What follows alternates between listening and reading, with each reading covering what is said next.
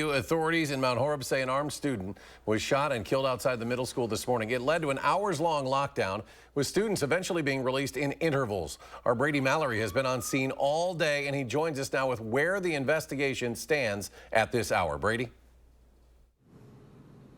Yeah, it was a scary day for a lot of people here in the community, but right away I want to show you what's going on behind me.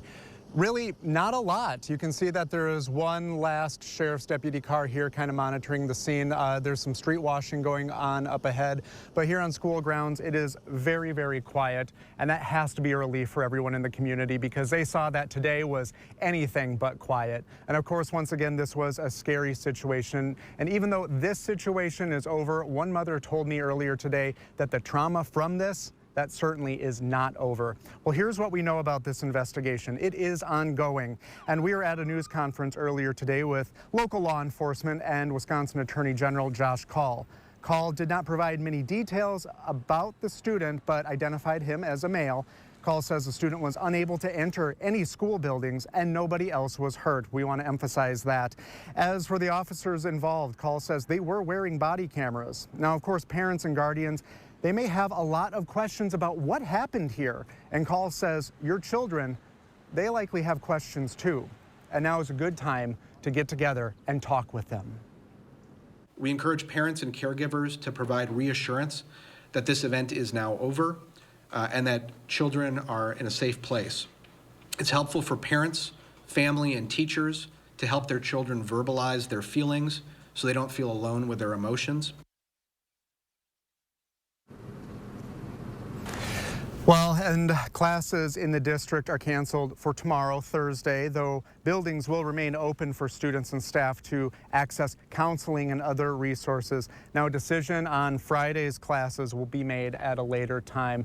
And the district superintendent was also at that news conference, and he's thanking community members for their patience, for holding on to each other in this uncertain time. And he's thanking law enforcement and everyone who stepped up to make sure that the worst couldn't happen here today. And we will continue to investigate these details as they come out, and we will work to give you all of the confirmed information in the days to come. Eric?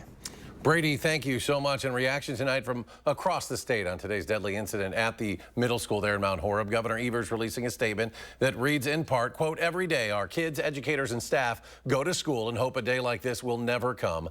Having visited the district 2 months ago today, my heart breaks for the school, the district, and the entire Mount Horeb community." Another statement from the village of Mount Horeb and the Mount Horeb Chamber. It reads in part, quote, "Due to safety precautions taken by our schools, the shooter was never able to enter the building. The collaboration and coordination between our community's first responders and school district exemplified the highest standards of professionalism and dedication." Mount Horeb parents waited for hours as that situation unfolded. Around 2 hours after the first emergency alert, the district informed parents that their children were safe, but it did take several more hours for many of them to be reunited with their loved ones. Our Braden Ross spoke with some of them today about the wait and what that first moment back together was like. Mount Horeb parents have spent all day waiting, but when they finally got that first hug, it couldn't last long enough. Reports of shots fired at the school. Just can't believe that this has happened here. You know, you always see these things happen, but you don't think it's going to happen to your students. Shock, confusion, disbelief. This is not something that you do every day. They're learning, they're scared, all the teachers are scared, the teachers are there keeping them safe. Then finally, Relief.